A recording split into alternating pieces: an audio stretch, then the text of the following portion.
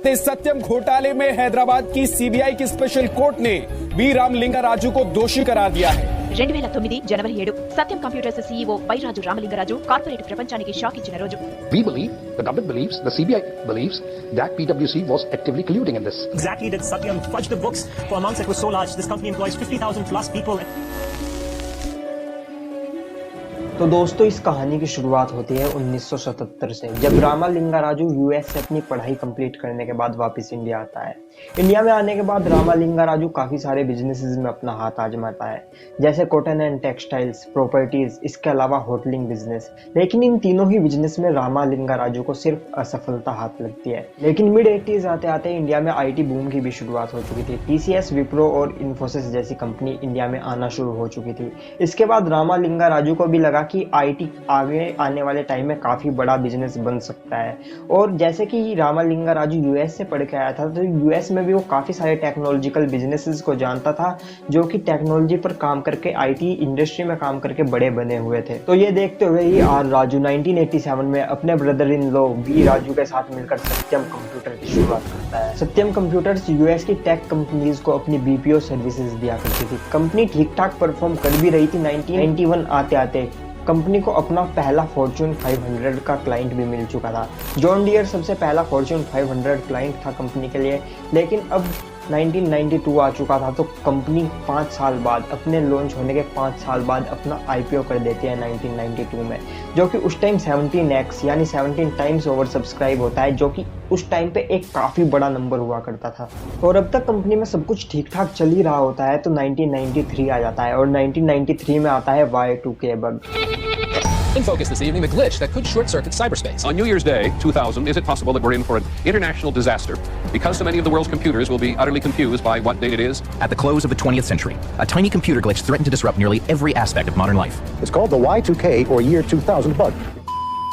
तो क्या था ये Y2K बग? सोचो कि पूरी दुनिया के सारे कंप्यूटर्स एक साथ क्रैश हो जाए, फ्लाइट्स और ट्रेन्स अपना रास्ता भूलने लगे, पावर प्लांट्स में विस्फोट होने लगे और लोगों को लगने लगे यही दुनिया का अंत है। ये सभी कॉन्सिक्वेंसेस हो सकते थे Y2K बग के। दुनिया में सबसे पहली बार Y2K बग की बात कंप्यूटर वर्ल्ड नाम की एक मैगजीन ने 1993 में की थी।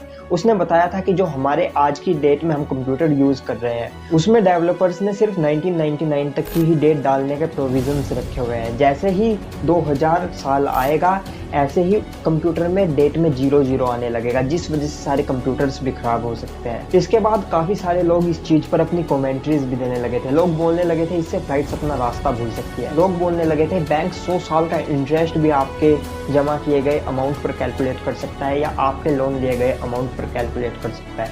इससे पूरी दुनिया खत्म हो सकती है अगर ये बग एक्चुअल में आया दुनिया में तो। लेकिन उस टाइम पर अमेरिका और ऑस्ट्रेलिया जैसी कुछ कंट्रीज काफ़ी ज़्यादा टेक्नोलॉजी के ऊपर इन्वेस्टमेंट कर चुकी थी। वो कभी भी अफोर्ड नहीं कर सकती थी कोई ऐसा बग कंप्यूटर्स में आ जाए जिससे सारी टेक्नोलॉजी की इन्वेस्टमेंट उनकी वेस्ट हो जाए। तो इसके ऊपर से अब वो इस बग को रिजोल्व करने के लिए भी कुछ इन्वेस्टमेंट करते हैं। कुछ नहीं, बहुत सारी इन्वेस्टमेंट उस टाइम में होते हैं। लगभग $600 बिलियन खर्च होते हैं इस बग को रिजोल्व करने के लिए। और यहाँ पर Y2K बग का सिर्फ सॉल्यूशन एक ही था कि पूरी दुनिया में जितने भी कंप्यूटर है सबका एक्सेस लेकर उनमें सबकी प्रोग्रामिंग को चेंज किया जाए और उसमें प्रोविजन किया जाए कि वो 2000 साल के बाद की सारी डेट्स भी दिखा सके। तो दोस्तों, ये काम करना जितना ज़्यादा सिंपल लगता है देखने में, उससे कहीं ज़्यादा मुश्किल था। अब ये काम करने के लिए पूरी दुनिया भर से काफ़ी सारे डेवलपर्स को हायर किया जाता है और इसका सबसे ज़्यादा फायदा होता है इंडिया जैसी कुछ कंट्रीज़ को, जहाँ पर लेबर रेट काफ़ी कम है।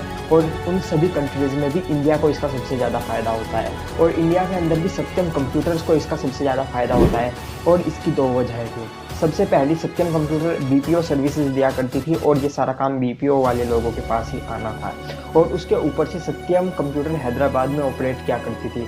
और हैदराबाद को उस टाइम पर आंध्रा गवर्नमेंट एक सिलिकॉन वैली की तरह बनाना चाहती थी, यानी इंडिया की सिलिकॉन वैली वो हैदराबाद को बनाना चाहती थी। जिस वजह से यूएस की जो काफ़ी सारी टेक्नोलॉजी कंपनीज थी वो हैदराबाद में लोगों को अप्रोच करना ज़्यादा प्रेफर किया करती थी। और इसके ऊपर भी सोने पर सुहागा काम करता है जब यूएस की गवर्नमेंट H-2B वीज़ा के ऊपर कुछ रेस्ट्रिक्शंस को हटा देती है, जिससे इंडियंस का यूएस में जाकर काम करना काफ़ी ज़्यादा आसान हो जाता है। इंडियन सॉफ्टवेयर डेवलपर्स का यूएस में जाकर काम करना Y2K बग के टाइम पे इतना ज़्यादा कॉमन हो चुका था कि हर 2 में से एक डेवलपर पर, जिसको लगभग 2 साल का एक्सपीरियंस हो जाता था, वो यूएस चला जाता था या उसको यूएस से बुला दिया जाता था, ऑफर लेटर आ जाता था उसे। लेकिन अब जब साल 2000 आया तो चीजों के ऊपर कुछ ज्यादा फर्क पड़ा ही नहीं इससे।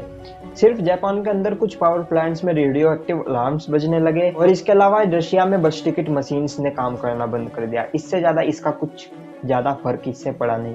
मगर अब तक Y2 के वक्त पर लगभग $600 बिलियन की स्पेंडिंग हो चुकी थी, जिसका फायदा इंडिया को हो चुका था, हैदराबाद को हो चुका था और सत्यम कंप्यूटर्स को हो चुका था। और ये फायदा हम इस चीज से भी देख सकते हैं, साल 2000 के बाद TCS, इंफोसिस और विप्रो को छोड़कर सत्यम चौथी लार्जेस्ट IT कंपनी इंडिया में बन जाती है। और इसके अलावा हैदराबाद को इसका फायदा ऐसे होता है कि साल 2000 में बिल गेट्स को आना पड़ जाता है इंडिया में हैदराबाद में अपना माइक्रोसॉफ्ट की फैक्ट्री प्लांट ओपन करने के लिए। अब तक लगभग 184 फॉर्च्यून 500 क्लाइंट्स सत्यम कंप्यूटर के पास आ चुके थे। इसके अलावा लगभग 53,000 एम्प्लॉइज अब काम कर रहे थे सत्यम कंप्यूटर्स में। और अब साल 2000 के बाद 2002-2003 के आसपास इंडिया के रियल एस्टेट सेक्टर में बूम आता है, जिस वजह से रियल एस्टेट के प्राइसेस काफी तेजी से बढ़ रहे होते हैं इंडिया के अंदर। जिसके बाद रामालिंगा राजू की इस सेक्टर के ऊपर नजर पड़ती है। इसके बाद दोबारा रामालिंगा राजू प्रॉपर्टीज और रियल एस्टेट सेक्टर में अपना हाथ आजमाना चाहता है, जिसके लिए अब वो एक और कंपनी शुरू करता है जिसका नाम वो रखता है मेटास प्रॉपर्टी। एक और कंपनी शुरू करता है जिसका नाम वो रखता है मेटास इंफ्रास्ट्रक्चर। और इन कंपनी से वो जमीनें पूरे देश में खरीदना शुरू करता है। इसके बाद रामालिंगा राजू को अपने कुछ सोर्सेज से पता चलता है हैदराबाद में बनने वाले मेट्रो प्रोजेक्ट के बारे में। हैदराबाद में जो भी मेट्रो का रूट होने वाला था वो पहले ही पता चल चुका था रामालिंगा राजू को। तो इसके बाद रामालिंगा राजू हैदराबाद के मेट्रो रूट के आसपास की सारी जमीनें खुद से अपनी कंपनी मेटास इंफ्रास्ट्रक्चर और मेटास प्रॉपर्टीज के द्वारा खरीदने लगता है। लेकिन उस टाइम पर आंध्र प्रदेश में एक रूल था कि कोई भी 58,000 एकड़ से ज्यादा जमीन नहीं खरीद सकता, जिस रूल को बाईपास करने के लिए अब आर राजू अपनी काफी सारी और कंपनीज खोलता है। लगभग 363 और नई कंपनी खोली जाती है, जिसके डायरेक्टर्स, उसके माली, उसके रिश्तेदार, उसके ड्राइवर, उसके नौकर, इन सब को बनाता है। लेकिन अब तक जब 363 कंपनी से जमीन खरीदना चालू कर चुका था रामालिंगा राजू, तो उन प्रॉपर्टीज को खरीदने के लिए फंड्स भी तो चाहिए। अब फंड्स कैसे अरेंज करता है इतने? तो इसके लिए रामालिंगा राजू क्या करता था, अपनी पहली जो कंपनी अच्छी चल रही है सत्यम कंप्यूटर्स, उसके अंदर कुछ झूठे फिगर्स दिखाता था, झूठा रिवेन्यू अपना बढ़ाकर दिखाता था, अपने प्रॉफिट्स बढ़ाकर दिखाता था। लगभग 5 से 10 गुना तक प्रॉफिट बढ़ाकर दिखाए जा रहे थे। और उसके अलावा प्रॉफिट से आने वाले सारे पैसों को अपने बैंक अकाउंट्स के अंदर दिखाता था। कुछ फेक बैंक के स्टेटमेंट्स उसके साथ अटैच करता था रामालिंगा राजू। तो काफ़ी सारी चीज़ें काफ़ी अच्छी चल रही थी। ये सारी ग्रोथ देखकर सत्यम कंप्यूटर्स में काफ़ी इन्वेस्टर्स भी इन्वेस्ट कर रहे थे, सब बहुत खुश थे और इसका रिवॉर्ड मिल रहा था सत्यम कंप्यूटर के शेयर प्राइस को। सत्यम कंप्यूटर का शेयर प्राइस दिन दोगुनी रात चौगुनी रफ्तार से बढ़ रहा था। जिसके बाद रामालिंगा राजू अपने शेयर्स को बेचना शुरू करता है और शेयर्स को बेचकर फंड अरेंज करता है, उस फंड से प्रॉपर्टीज खरीद लेता है। और ये सब ये सोचकर हो रहा था कि जब मेट्रो रूट के आसपास के जो ये प्रॉपर्टीज हैं इनके प्राइस बढ़ेंगे मेट्रो रूट के बन जाने के बाद, इन प्रॉपर्टीज को बेचकर ये सारा पैसा बैंक अकाउंट में, सत्यम कंप्यूटर के बैंक अकाउंट में जमा करा दिया जाएगा, जिससे पता चल जाएगा कि हाँ पैसा तो बैंक अकाउंट के अंदर है ही। शेयर्स की प्राइस को इन्फ्लेट करके मार्केट में बेचने का सिलसिला रामालिंगा राजू 2008 तक जारी रखता है। और ये इतनी बड़ी स्केल पर रामालिंगा राजू कर रहा था कि 1999 में जो शेयर होल्डिंग रामालिंगा राजू की सत्यम कंप्यूटर में 24% हुआ करती थी, वो 2008 आते आते तक 4% रह चुकी थी। लेकिन अब 2008 में यूएस में फाइनेंशियल क्राइसिस हिट करता है, जो कि सब प्राइम लोन्स बांटने की वजह से हुआ था, जिसके बाद यूएस में और पूरी दुनिया में प्रॉपर्टीज के रेट काफ़ी ज़्यादा तेज़ी से गिरने लगे। जिसके बाद सत्यम कंप्यूटर्स की रामालिंगा राजू की, जो इन्होंने साथ में मिलकर सारी इन्वेस्टमेंट मेटाज के अंदर करी थी, मेटाज प्रॉपर्टीज और मेटाज इंफ्रास्ट्रक्चर में की थी, वो अब ब्लॉक हो चुकी थी, क्योंकि वो उस कम रेट पर अपनी प्रॉपर्टीज को नहीं बेच सकते थे। और अब तक प्राइस काफ़ी ज़्यादा इन्फ्लेट भी हो चुकी थी सत्यम कंप्यूटर्स की। अब तक रामालिंगा राजू मेटाज और सत्यम के जाल में बुरी तरह फंस चुका था। और यहाँ पर अगर हम मेटाज और सत्यम दोनों ही नाम की बात करें तो सत्यम का उल्टा मेटाज होता है और उल्टे काम ही मेटाज में वो कर रहा था बेसिकली। अब तक रामालिंगा राजू सत्यम कंप्यूटर की शेयर प्राइस को भी काफ़ी इन्फ्लेट कर चुका था और अपनी ज़्यादातर शेयर होल्डिंग्स को भी सत्यम कंप्यूटर्स में बेच चुका था। जिसके बाद रामालिंगा राजू को कोई और रास्ता नजर नहीं आ रहा था। ऐसे में रामालिंगा राजू एक प्लान बनाता है। वो कोशिश करता है कि ये दिखाया जाए कि मेटास इंफ्रास्ट्रक्चर और मेटास प्रॉपर्टीज को सत्यम कंप्यूटर एक्वायर कर रही है। यानी ये यहाँ पर अपनी खुद की कंपनीज को एक्वायर कर रहा था अपनी दूसरी कंपनी से। और सत्यम कंप्यूटर जब मेटास इंफ्रास्ट्रक्चर्स और मेटास प्रॉपर्टीज को एक्वायर कर लेगी, उसके बाद ये दिखाया जाएगा कि जो भी सत्यम के बैंक में जो कैश पड़ा था वो सारा इन कंपनीज को एक्वायर करने में गया है। इस चीज के ऊपर सत्यम का बोर्ड भी एकदम से मंजूरी दे देता है, शेयर होल्डर्स से इसकी परमिशन ली ही नहीं जाती, जिससे सत्यम कंप्यूटर्स के इंस्टीट्यूशनल इन्वेस्टर्स को काफ़ी इसका लगता है कि ये ऐसा क्यों किया जा रहा है कि हमसे परमिशन नहीं ली जा रही। जिसके बाद इस चीज़ पर स्टे लगवाते हैं, कुछ केस फाइल करते हैं उसके इंस्टीट्यूशनल इन्वेस्टर्स।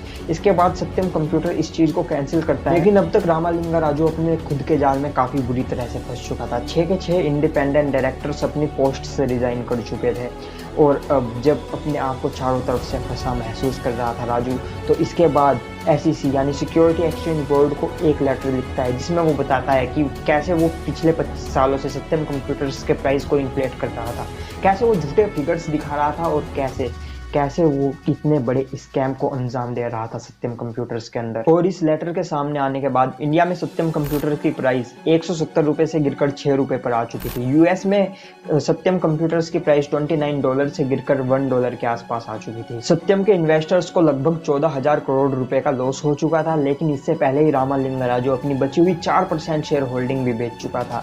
और ऐसे देखते ही देखते $2 बिलियन की कंपनी डूब चुकी थी। इसके बाद इस कंपनी को NCLT में ले जाया जाता है, इसके ऊपर बिड लगनी शुरू होती है। इसमें सबसे हाईएस्ट बिड लगाकर टेक महिंद्रा इस कंपनी को एक्वायर कर लेता है और इसका नाम फिर महिंद्रा सत्यम हो जाता है। यह सब होने के बाद सत्यम कंप्यूटर्स पर इंक्वायरी बैठती है जिसमें काफ़ी सारी चीज़ें सामने आती है। सबसे पहली चीज़ सामने आती है सत्यम कंप्यूटर्स के पूरे स्कैम में उसके साथ में सत्यम कंप्यूटर्स के ऑडिटर्स भी मिले हुए थे।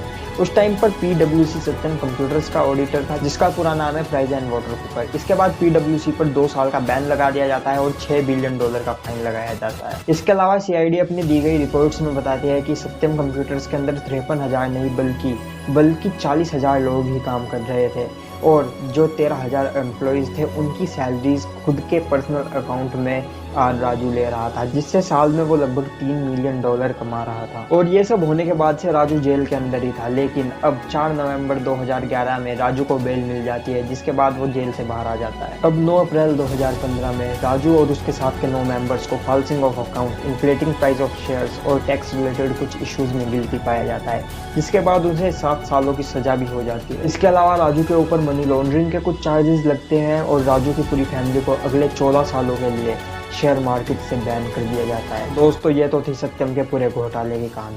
अब मैं आपके व्यूज़ जानना चाहूँगा। अगर आपको ये वीडियो अच्छी लगी है तो वीडियो को लाइक कर दीजिएगा। आपके जो व्यूज़ हो नीचे कमेंट्स में लिख दीजिएगा। अगली वीडियो किस चीज़ पर चाहिए वो भी नीचे कमेंट्स में लिख सकते हो।